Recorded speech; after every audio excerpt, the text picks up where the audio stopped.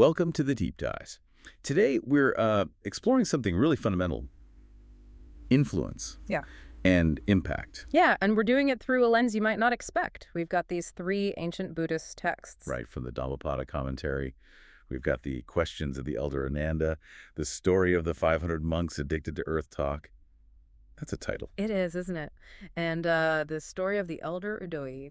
And what's really grabbed us about these texts is how they look at why some influences just spread everywhere, while others seem to hit a wall. Exactly. It's about resonance, what makes something stick, what makes it travel far and wide. So for you, the learner, our mission today is to unpack that. We want to figure out what gives certain influences their power, their reach, and maybe what limits others. Yeah, think of it as like timeless lessons on making an impact, or even just understanding why some ideas catch on and others fizzle out. Okay, let's get into it. The first one starts with a really interesting question about fragrance. It does. It's the elder Ananda, Right. and he poses this question to the Buddha. He says, look, we know the scent of roots, wood, flowers. It all travels with the wind, right? Makes sense. But he asks, is there any scent, any fragrance at all that can actually travel against the wind? Ooh, interesting question. So what does the Buddha say? Well, the initial answer is pretty direct. Yes, there is. So The scent of virtue, Silaganda, in Pali. the scent of virtue. Okay, how does that work? Because physical scents definitely don't do that. Right, and the text makes that super clear. It even gives this pretty grand example, the Pariyata tree in the Tavatimsa heaven. This is like a celestial realm. Okay. Its flowers apparently emit light for 50 yojanas. Yojana was a, significant distance back then. Right. Yeah. And the scent travels for 100 yojanas. Huge range. Wow. Okay, so a super fragrant divine flower. Exactly. But even that incredible scent only travels with the wind. Not even, the text says, half an inch against it. So nature's best scent is still limited by physics. Precisely. But then it contrasts this with the scent of a truly virtuous person. Their virtue, the goodness emanating from them, spreads in all directions, everywhere. Unbound by wind direction. So it's metaphorical, but powerful. What is this virtue then? What are the qualities? The text lays it out quite clearly. It starts with the fundamentals, taking refuge in the Buddha, the Dharma, his teachings, and the Sangha, the community. The 3 jewels, okay. And then the ethical foundation, abstaining from harming living beings, from stealing, sexual misconduct, lying, and intoxicants, the basic precept. These sound like the core ethical guidelines in Buddhism. They are, but it doesn't stop at just not doing harm. That's maybe the baseline. Okay. There's more to it. Yeah. The text describes this person as being genuinely moral, having really good qualities intrinsically, and importantly, living at home. So this applies to lay people too, with a mind free from stinginess. Free from stinginess, so Yeah. generosity. Huge emphasis on generosity. Being open-handed, actually delighting in giving, being attuned to requests, enjoying sharing what you have. It's an active, positive state. That's a much richer picture than just following rules. It's Yeah. about a whole mindset. Exactly. It's this combination of ethical conduct and active generosity that creates this scent that permeates everything. And what's the impact? Does the text say how this is received? It does. It says people like this are praised by everyone, ascetics, Brahmins, the spiritual figures of the time, but also even by deities, wherever we live. So kind of universal respect. Yeah, it suggests that genuine goodness resonates deeply across different groups, even into other realms of existence, you could say. Okay, so takeaway number 1 seems to be that real lasting influence, the kind that overcomes limitations, isn't about clever marketing or, catching the right breeze. It's rooted in genuine virtue, ethical action, and generosity. That's it. Its power is inherent. It comes from the inside out. All right, now let's shift gears. The second story seems to offer a real contrast. The story of the 500 monks addicted to earth talk. Right. So here you have these 500 monks. They've been traveling with the Buddha, presumably learning, meditating. You'd think they'd be discussing deep Dharma points. You would think. But no, they gather together, and what did they talk about? The paths they walked on. The paths. Yeah. Like literally the ground. Literally the ground. Was it smooth? Was it rough, muddy, gravelly? Did it have black soil, red soil? They're completely caught up in these, external details. Okay, I can see why the title calls it an addiction to earth talk. It sounds superficial. That's exactly how the Buddha sees it. He comes along, asks what they're discussing, and basically says, look, this is just talk about the external earth. implying there's another kind. Precisely. He tells them they need to focus on cultivating the internal earth, Chatikapathavi. The internal earth. Okay, what does that mean in this context? Well, the Buddha then recites these verses. First question. Who will know this earth fully, and this Yama's world realm of death together with the world of the gods? Who will pick out the well-taught path of virtue as a clever person picks flowers? Okay, so understanding this earth seems key, but it's linked to understanding existence itself and virtue.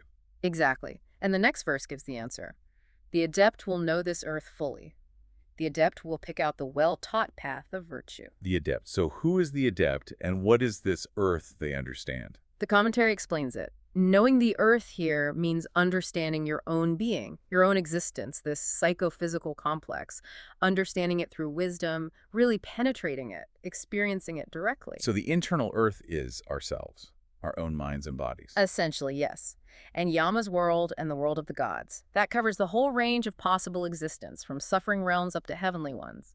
The adept understands this whole picture by understanding themselves. And the well-taught path of virtue. That refers to the 37 factors of enlightenment. These are the core practices, the methods, the qualities you cultivate on the Buddhist path to liberation. Got it. So the adept is someone who understands themselves deeply and knows how to cultivate the path to enlightenment. Right. The text calls the adept a sekha, which refers to noble disciples who are still training, on the path from stream entry up to becoming an arahant, someone fully liberated. They're actively working on this internal landscape. The flower-picking analogy seems important here, too. It really is. It paints a picture. Think of a skilled garland maker in a garden. They don't just grab any old flower. No, they'd be selective. Exactly. They choose the beautiful, healthy, fully bloomed ones. They leave behind the young buds, the diseased ones, the withered ones, the ones tangled up. Yep. In the same way, the wise person, the adept, looks at this internal landscape, examines the factors of enlightenment, and skillfully selects, cultivates, and realizes those, discarding what's unhelpful or undeveloped. So it's about discernment within oneself, choosing what to cultivate internally rather than just observing external details like the color of the soil. Precisely. The monks were stuck on the surface, the external earth. The real work, the transformative work, was internal cultivation. A huge difference in focus. And what happened to the monks after this teaching? It was incredibly effective. The text says that at the end of the discourse, all 500 monks attained arahantship, full liberation, along with analytical insight. Wow. Just from that shift in perspective. From external earth to internal earth. It seems so. It shows the immense power of turning inwards and applying wisdom to your own experience. Okay, so the second insight is about depth. Superficial focus, like the monk's earth talk, limits understanding and impact. Real transformation comes from cultivating the internal earth, deep self-awareness, and skillful practice. Couldn't have put it better myself. All right, that leads us nicely into our third story, which looks at limitations even when someone is, like, right next to the source of wisdom. Yeah, the story of the elder Udayi. This one is a bit of a cautionary tale, you could say. How so? Well, the senior monks are away, and this elder Udayi, maybe a bit prematurely, sits himself down on the Dharma seat, the place where teachings are usually given. Okay, so he's putting himself in the position of a teacher. Right. And some visiting monks arrive, see him there, and naturally assume he's a learned elder full of wisdom. Hey, I sense this might not end well. You sense correctly. They start asking him questions. Not even super obscure stuff, but fundamental concepts. The aggregates, the elements, the sense bases, basically, the building blocks of Buddhist psychology and cosmology. Core teachings. Core teachings. And it becomes painfully clear that Udayi, well, he doesn't really grasp them at all. Oh, awkward. How did the visiting monks react? They were, as you'd expect, pretty disappointed. And they didn't hold back. They basically said, how can you have lived so close to the Buddha for so long and not even understand this? It's a fair question, I suppose. Just being near the source isn't enough. That's the crux of it. Proximity doesn't equal understanding. And the Buddha uses this moment to teach. He recites a verse. What was the verse? Though a fool associates with a wise person for his whole life, he knows not the Dharma, just as a spoon knows not the taste of the soup. Wow. The spoon and the soup. That's incredibly vivid and direct. Isn't it? The spoon is constantly in the soup, mixed up with it, day in, day out, different flavors, different textures. But it has no idea what the soup actually tastes like. Yeah. Salty, sour, bitter, clueless. Exactly. And the commentary explains that the fool here is like that spoon. Even if they spend their entire life physically near a wise person, serving them, listening, perhaps passively, they don't understand the Dharma. And Dharma here means more than just, like, memorizing texts. Much more. It includes the theoretical knowledge, sure, the teachings, the concepts. But crucially, it also includes the practical and experiential understanding. Knowing what's wholesome, what's unwholesome, what you should actually do, what needs to be realized through practice. So Udayi might have heard the words, but he hadn't tasted the soup.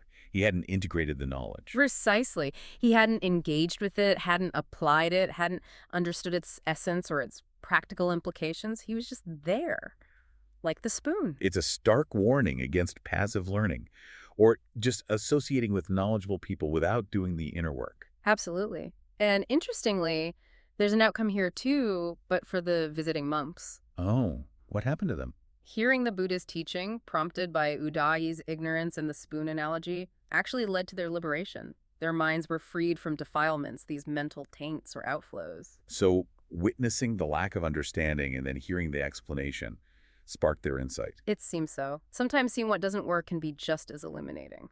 Okay, so the third key takeaway. Proximity isn't penetration.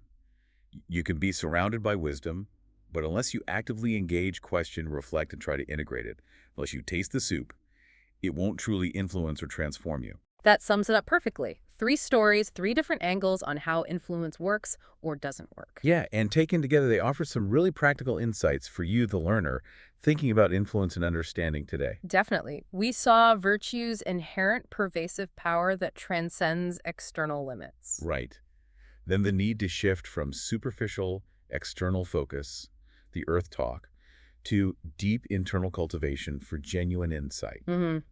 And finally, the warning that just being around knowledge isn't enough. You need that active engagement, that tasting, not just being the spoon. So as we wrap up this deep dive, here's something for you to really chew on. What kind of scent are you cultivating in your own life, in your work? Is it something easily blown away by circumstances, by the prevailing winds? Or does it have that deeper quality, that virtue, that allows it to resonate regardless? And related to that, think about how you engage with knowledge, with wisdom, with new ideas. Are you sometimes just the spoon, passively present but not really absorbing the flavor? Or are you actively tasting, questioning, integrating, letting it actually nourish your understanding and shape your actions? These ancient texts, thousands of years old, really push us to think about the quality of our influence and the depth of our understanding. Indeed. Food for thought that's as relevant now as it was then. By considering these questions, you really can get a clear picture of how to make a genuine impact and truly benefit from the wisdom available to you. Thank you for joining us for this deep dive. We hope these stories and ideas give you plenty to reflect on.